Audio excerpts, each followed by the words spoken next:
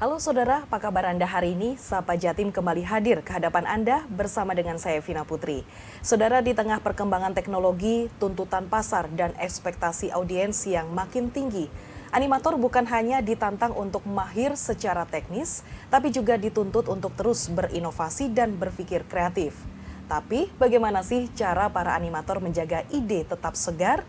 Apa saja tantangan nyata yang mereka hadapi? Dan bagaimana mereka mengatasinya? Nah, untuk menjawab semua pertanyaan itu, hari ini kita kedatangan dua narasumber luar biasa. Di studio sudah hadir Bapak Daniel Kurniawan Salamun, SSN Medcom, dosen sekaligus Ketua Program IPDM, International Program in Digital Media Petra Christian University. Apa kabar Pak Daniel? Baik, Bu Vina, terima kasih. Baik, terima kasih. Dan berikutnya ada Maximilian Serafino Suprapto, alumni IPDM, International Program in Digital Media Petra Christian University, angkatan 2020, dan sebagai salah satu animator di film Jumbo. Apa kabar, Max? Baik, Kak. Baik, ya untuk hari ini ya, luar biasa. Terima kasih sudah hadir di studio Kompas TV Jawa Timur. Nah, saya ke Pak Daniel dulu nih. Pak Daniel, bagaimana Anda melihat perkembangan industri animasi Indonesia dalam beberapa tahun terakhir ini, Pak Daniel? Oke, jadi Bu Vina, pertama industri animasi Indonesia ini lagi bagus kondisinya. Jadi kalau melihat data AINAKI, Asosiasi para Animator yang bergerak di industri animasi, total studio di Indonesia ini yang bergerak di bidang animasi mencapai kurang lebih 100-an lebih gitu ya. Secara angka. Ini data di sekitar 2020-2021, baik yang besar maupun yang kecil. Jadi secara industri ini sudah terbentuk. Sehingga secara umum kalau melihat jumlah industri yang ada, berarti ini tanda yang baik untuk industri animasi di Indonesia. Jadi kalau lihat secara perkembangan ini positif sekali. Positif sekali dan juga baik ya. Betul. Untuk industri animasi Indonesia dalam beberapa tahun terakhir ini. Ya. Lalu apa nih tantangan utama, terutama Pak Daniel ini sebagai pengajar untuk menjaga kreativitas para animator di tengah tekanan deadline dan juga tuntutan pasar nih Pak Daniel? Wah ini. Bisa diceritakan? Oke, untuk tantangan pasti banyak ya. Banyaknya begini, umumnya kita terbiasa menonton gitu ya, hadir sebagai penonton begitu. Kemudian dalam konsep industri ini kan ada pergerakan berbagai macam lini supaya industri ini bisa berjalan dengan baik.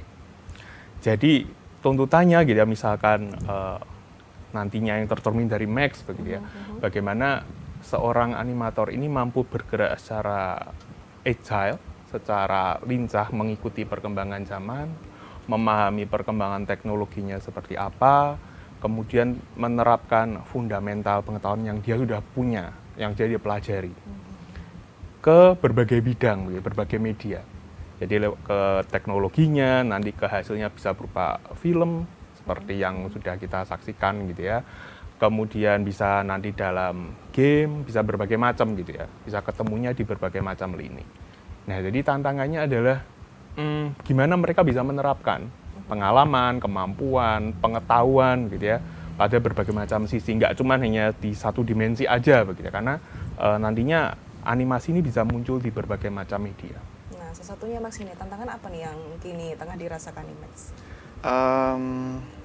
Tantangannya mungkin dari sisi ini sih Kak, teknologi juga. Teknologi ya. Betul. Jadi bagaimana kita bisa menanggapi secara perkembangan teknologi ini itu, bagaimana kita bisa menggunakannya dengan baik, dan juga bagaimana caranya untuk teknologi ini itu tidak bisa kita yang dikalahkan sendiri gitu. Jadi itu tantangan yang terbesar untuk sekarang. Oke, baik. Nah, ini Pak Daniel, menurut Anda bagaimana sih peran pendidikan animasi di Indonesia ini ya, terutama di IPDM, International Program in Digital Media Petra Christian University ini, dalam membentuk animator yang kreatif dan juga adaptif nih, Pak Daniel? Oke, kalau dari kami sendiri, kami sebenarnya punya roadmap begitu ya, roadmap untuk bagaimana ini dimulai gitu ya, mereka belajar dari mana begitu ya, kemudian nanti fundamental apa yang harus mereka dapat. Saya pikir yang utama adalah sense of design-nya dulu. Jadi memunculkan, memunculkan rasa begitu. Enggak langsung, saya mau dong nggerain ini begitu ya. Saya mau langsung klik-klik di sini begitu ya. Oke. Tapi lebih karena animasi ini satu proses panjang lewat riset panjang begitu ya, dan umumnya ada cerita yang ditawarkan. Sehingga nggak cuman gimana karakternya bergerak nih. Tetapi karakter ini punya latar belakang seperti apa, punya storyline bagaimana, punya karakterisasinya bagaimana. Nah, ini nanti yang tugasnya seorang animator untuk mewujud nyatakan itu. Sehingga orang ketika menonton itu relate begitu ya, bisa ngerasain emosinya juga, bisa ngerasain kedekatan dengan karakternya, bisa merasa oh iya ceritanya, aku paham ceritanya dia seperti apa.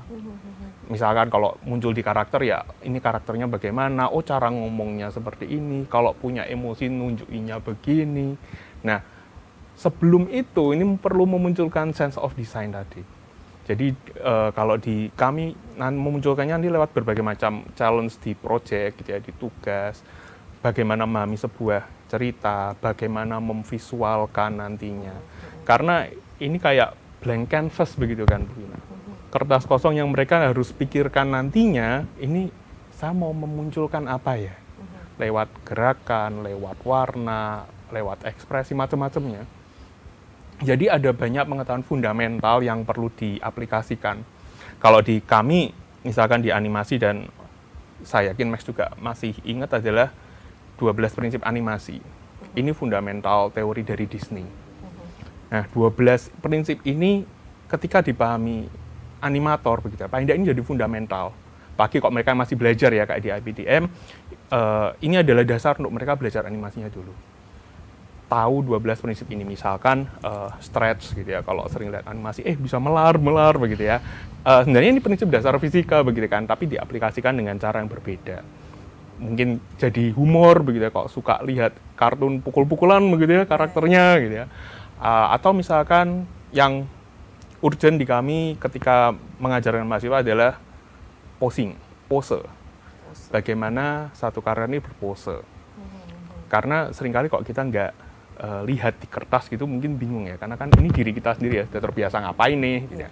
Sehingga pose. Kemudian ketika ngomongin bagaimana karakter ini bergerak, misalkan ada di 12 prinsip itu ngomongin antisipasi. Orang mau lompat nggak tiba-tiba lompat begitu ya. Ada kuda-kudanya kalau bahasa kita gitu ya, atau ada antisipasi. Nah, jadi ada fundamental knowledge ini yang kami hadirkan. Setelah itu lewat project gimana mereka misalkan bikin karya gitu ya. Contoh misalkan di kelas-kelas kami ada misalkan mereka diminta bikin demo namanya walk cycle. Jadi gimana karakter ini bergerak. Karakter ini bergerak, otot ini bergerak gimana. Kemudian sendi-sendi ini bergerak seperti apa. Nah, ada pengetahuan fundamental ini yang kami aplikasikan supaya mahasiswa punya pengetahuan dasar yang kuat. Sehingga ketika membuat itu gitu ya, sudah paham harus ngapain. Oke, itu adalah prinsip dasar utama yang harus dimiliki juga ya oleh para animator. Nah, ini sebenarnya apa sih keterampilan yang dibutuhkan oleh animator agar bisa bersaing di industri kreatif gitu? Apakah salah satunya harus bisa menggambar nih, Pak Daniel? Nah, ini. Kalau menggambar tentu itu salah satu value yang bagus. Apa kok bisa menggambar sampai detail begitu ya? Yeah. Nah, terus kita juga harus ingat bahwa ketika menggarap satu proyek animasi ini besar gitu, tim yang besar, melibatkan tim yang besar. Nah, menggambar selalu bentuk komunikasinya. Nggak cuman masalah ini bisa-bisaan menggambar, tapi bentuk komunikasinya begitu ya. Setiap lini kerja tim ini itu bentuk komunikasinya. Bagaimana karakter ini nanti ditampilkan. Dia akan berpose bagaimana, karena tim yang besar ini butuh jalur yang tepat begitu ya. Nah, salah satu visualnya itu. Sehingga kalau di kami sebenarnya, kalau bahasa saya terbiasa mencoret-coret. Bukan menjadi seperti ahli gambar atau pelukis begitu ya, tetapi mampu memvisualkan karakter, mampu memvisualkan lingkungan sekitar gitu ya. Jadi bisa memvisualkan apa sih yang mau dikomunikasikan. Misalkan mau memvisualkan sebuah kamar tidur gitu ya, kamar tidur harus ada apa aja. Mau memvisualkan dapur itu harus ada apa aja. Sehingga ketika lini ini berjalan gitu ya, sampai ke berbagai macam lini ini punya pemahaman yang sama. Jadi kalau menggambar, terbiasa untuk menggambarkan, bukan sampai menggambarnya gimana, sampai detail seperti itu, mungkin tidak perlu sampai di tahap itu, tetapi mampu memvisualkan setiap konsep, setiap detail, sehingga ketika semua lini di satu proyek ini jalan, mereka punya pemahaman yang sama. Selain menggambar mungkin ada lain mungkin Pak? Oh cuma itu aja? Kalau menggambar ini sebenarnya melibatkan banyak dimensi begitu ya. Pemahaman menggambar ini nantinya sebenarnya aplikasinya ke mereka memahami cahaya nggak, lighting. Kemudian shadow, gitu ya, shadowing, texturing. Sebenarnya aplikasinya macam-macam sih, nggak cuman gambar jadinya begitu ya.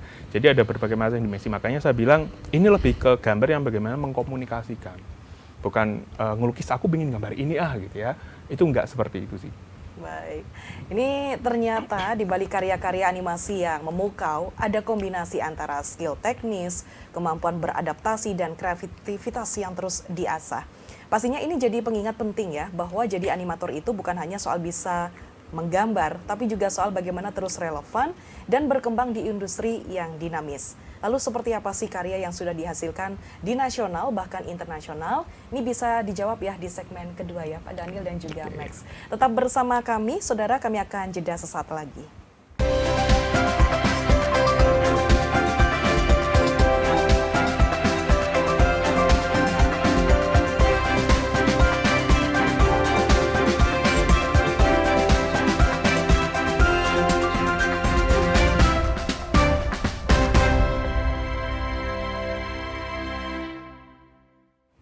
Terima kasih saudara, Anda masih bersama kami di Sapa Jatim. Saya masih bersama dengan narasumber Bapak Daniel Kurniawan Salamon, SSN M-Medcom, dosen sekaligus Ketua Program IPDM International Program in Digital Media Petra Christian University, dan Maximilian Serafino Suprapto, alumni IPDM International Program in Digital Media Petra Christian University angkatan 2020 dan sebagai salah satu animator di film Jumbo. Nah, untuk di segmen berikutnya, ini kan beberapa pekan lalu animator-animator Indonesia ini mempersembahkan karya yang luar biasa begitu lewat film animasi Jumbo, dan ini diangkat di layar lebar begitu. Nah, ini juga yang saya dengar ada ratusan animator Indonesia yang terlibat dalam film ini. Salah satunya adalah Max.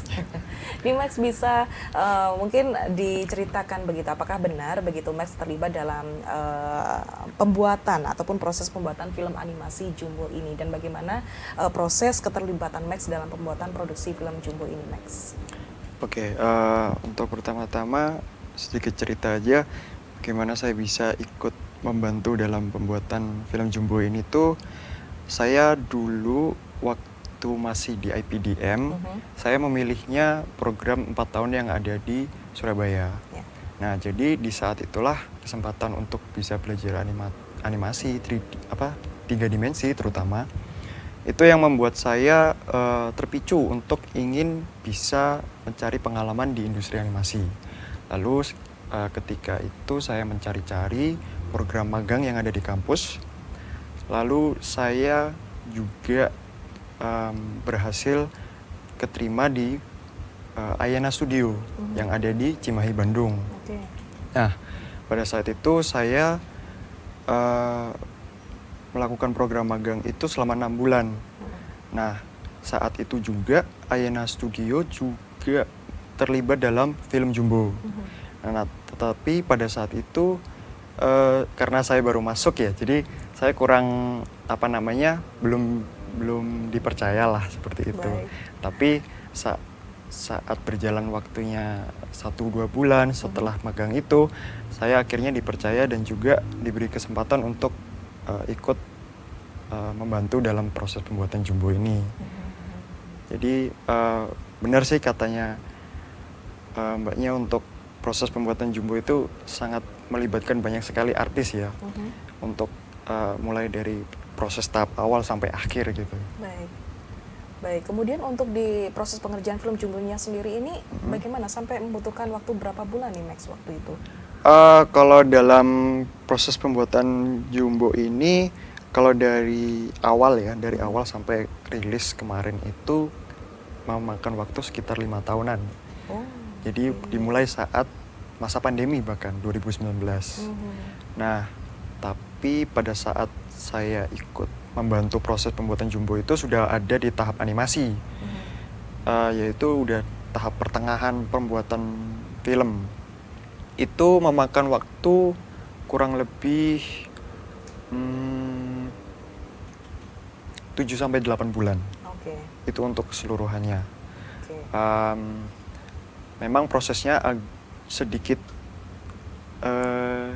gimana ya, sedikit rumit karena membutuhkan tenaga kerja dan juga waktu yang sangat banyak, dan setiap dari masing-masing kami animator itu membutuhkan keterampilan juga yang lebih untuk mengerjakan di film ini. Tantangan utamanya apa nih Max dalam pembuatan film itu? Tantangan utama di film ini adalah satu kata sih, kreativitas. Kreativitas. Betul. Jadi bagaimana kita masing-masing animator itu tantangannya yang terbesar adalah bagaimana kita bisa membuat suatu koreografi dalam karakter-karakter yang sudah ada di film ini itu bergerak dan juga bisa membuat mereka itu menunjukkan suatu emosi yang bisa menarik audiens begitu.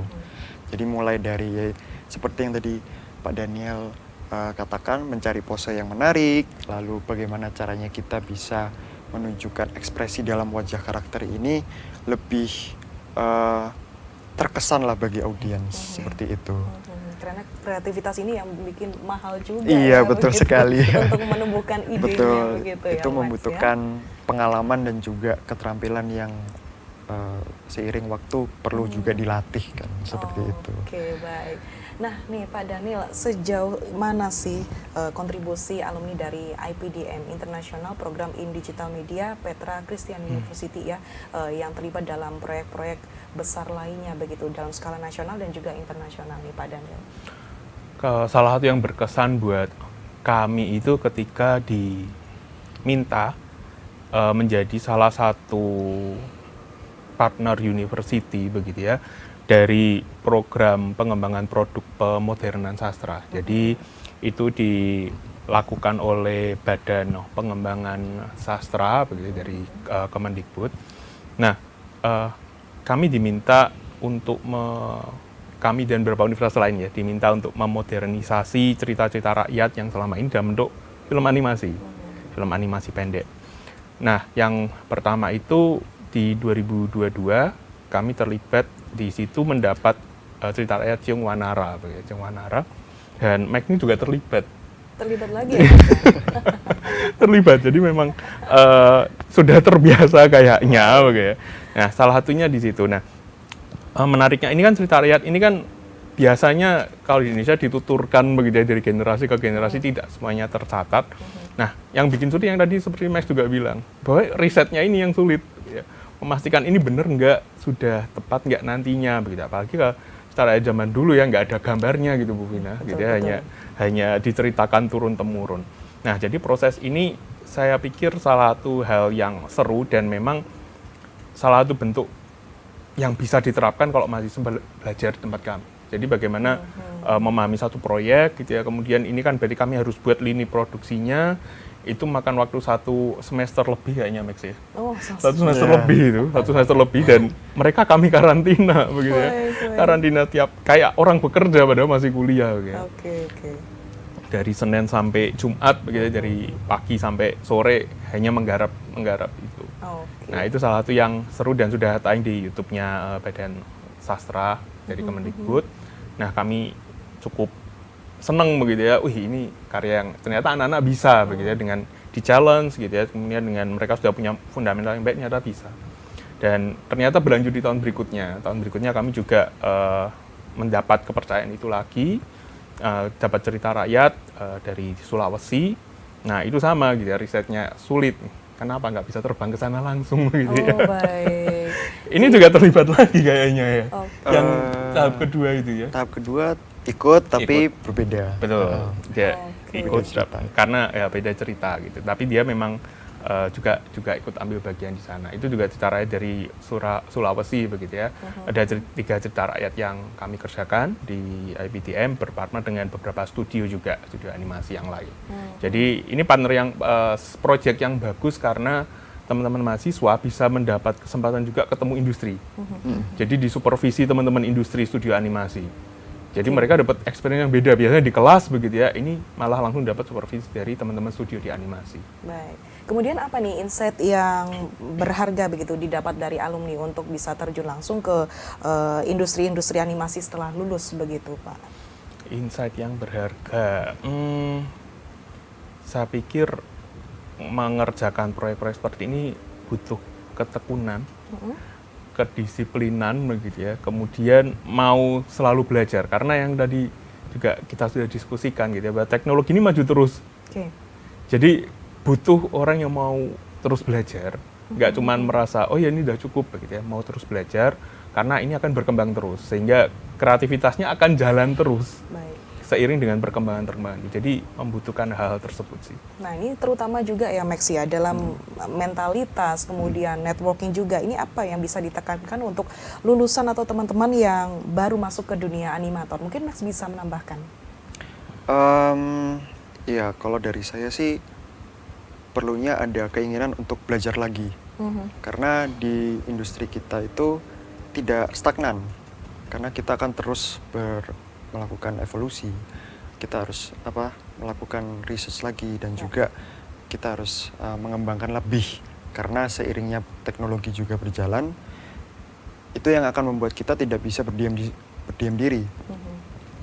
Jadi mungkin kalau dari saya itu sih kita perlu kerja keras lagi untuk masalah bagaimana animator ini sebenarnya semua knowledge dan juga pengetahuan itu sudah tersedia, tapi kembali lagi bagaimana setiap mahasiswa itu mau apa tidak belajar dan berkembang seperti itu, Kak. Oke, tergantung dari mahasiswanya itu Iya, sendiri betul. ya, mau atau tidak untuk belajar dan berkembang Betul. gitu Max ya. Ini menarik banget ya insight yang dibagikan barusan, ternyata dunia industri animasi nggak hanya soal skill, tapi juga soal mentalitas, networking, dan bagaimana kita itu terus belajar dari pengalaman nyata di lapangan. Lalu bagaimana pandangan dari kedua narasumber ini ya terkait perkembangan teknologi dan isu terkini yang dihadapi oleh para animator? Bisa dijawab usai jeda ya Bapak dan juga Max ya. Tetap bersama kami saudara di Sapa Jatim.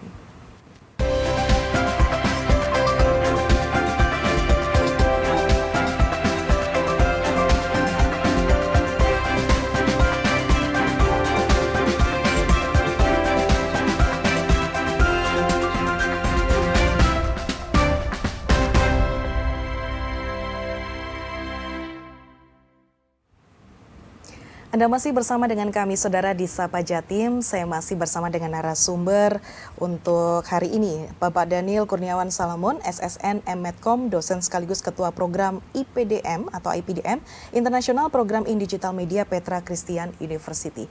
Dan juga ada Maximilian Serafino Suprapto, alumni IPDM, International Program in Digital Media Petra Christian University Angkatan 2020, dan sebagai salah satu animator di film Jumbo. Nah, untuk pertanyaan berikutnya, apa kira-kira isu dan tren terkini begitu ya yang sedang hangat diperbincangkan oleh kalangan animator nih, Pak? Salah satunya pasti AI ya, Artificial Intelligence. Bagaimana nih pendapatnya terkait dengan AI? Ini kan teknologi yang semakin kesini kan semakin pesat sekali begitu Pak Daniel. Yang pasti kita nggak bisa menghindari begitu ya, dan saya yakin Max juga setuju karena sudah terjun di industri begitu ya. Nggak bisa kita hindarin.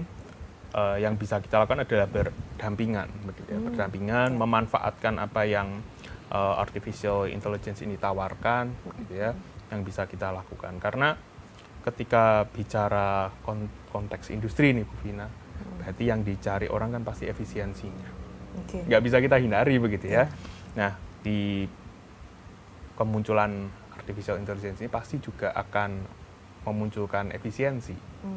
Semestinya begitu ya. Nah, tinggal bagaimana kita memanfaatkan, karena beberapa tools yang biasanya teman-teman pakai juga di dunia industri juga sudah dilengkapi unsur AI-nya begitu ya, unsur AI-nya di dalam software tersebut. Jadi ini satu bentuk evolusi yang nggak bisa dihindari. Jadi kalau misalkan ngomongin isu yang salah satu yang hangat ya pasti kemunculan AI ini. Karena mau nggak mau di bidang desain cukup memberikan dampak ya. Mau bilang positif, tetap ada positifnya, gitu ya. Mau bilang negatif, ya banyak isu sosial juga yang muncul gitu ya, dari apa yang AI desain.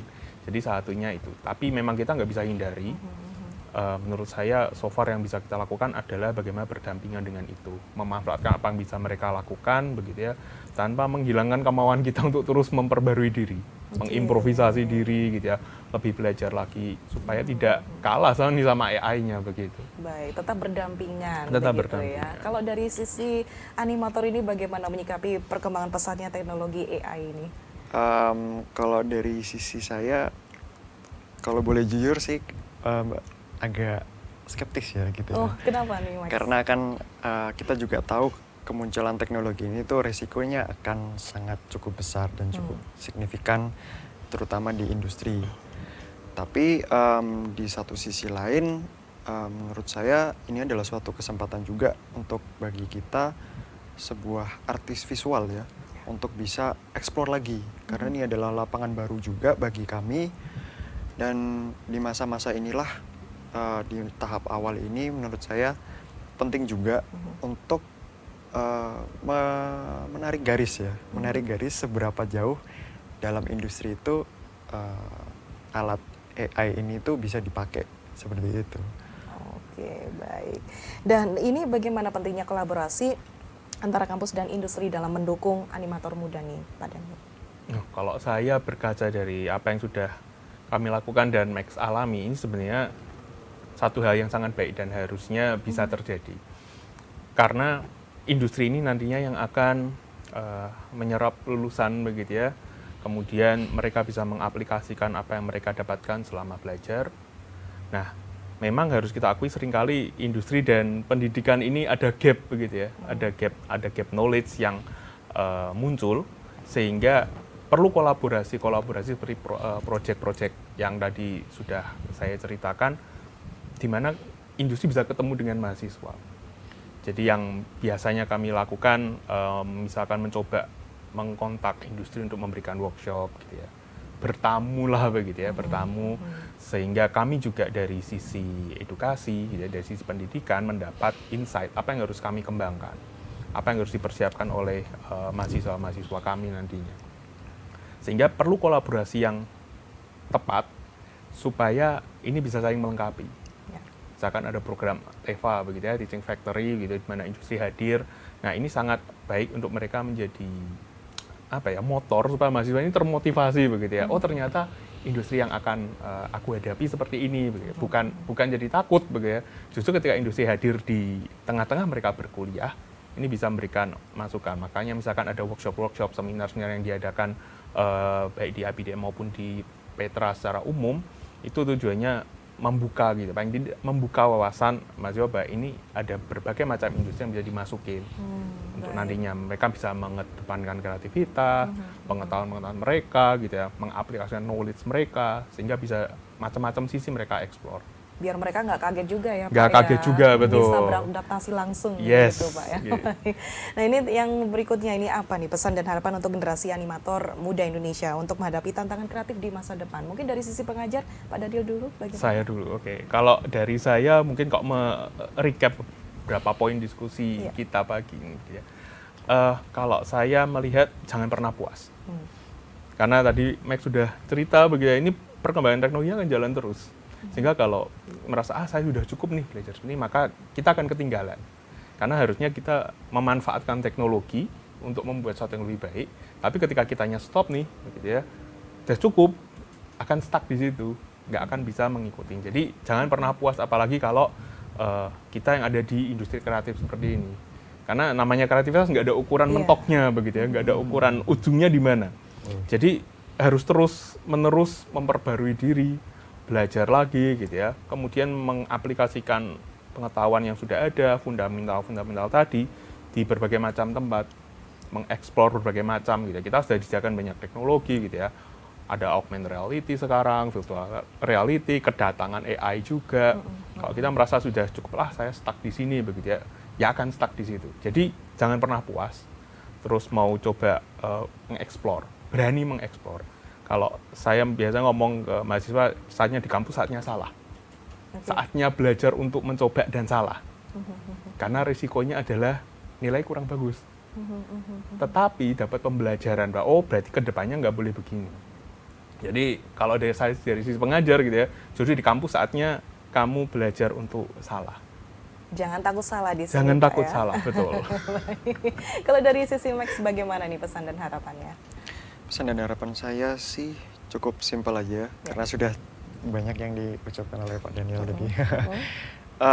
Kalau dari saya, terus berjuang, karena industri ini cukup sulit dan perlu pengalaman dan juga waktu untuk bisa apa ya istilahnya, maju ke tahap selanjutnya. Seperti itu.